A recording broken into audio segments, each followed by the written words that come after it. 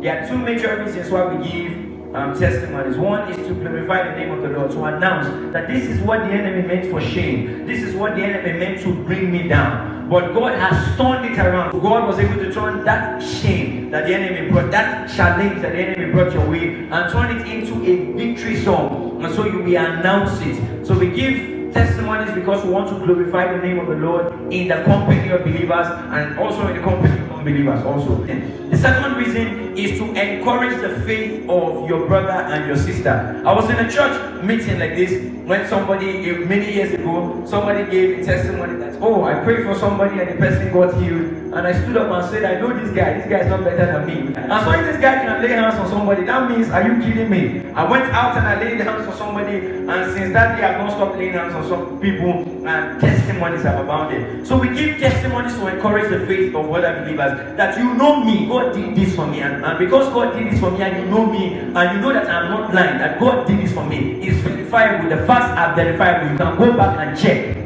That means God can also do it for you. Amen. So don't keep back your testimony. Don't keep it. Don't keep it. I told you guys here last week that it's only wicked people that keep their testimony. Can I preach?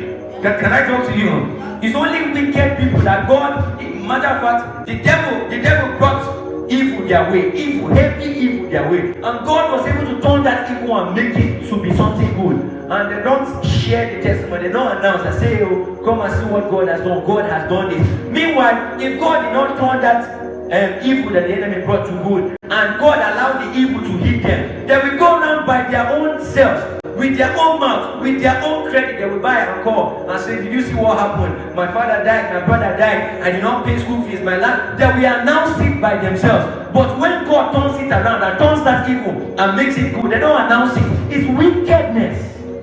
And so when you keep back the praise of God, when you hold back your testimony, I'd like to let you know that you are wicked. Put your hand on your head. Say, I will not be wicked, though.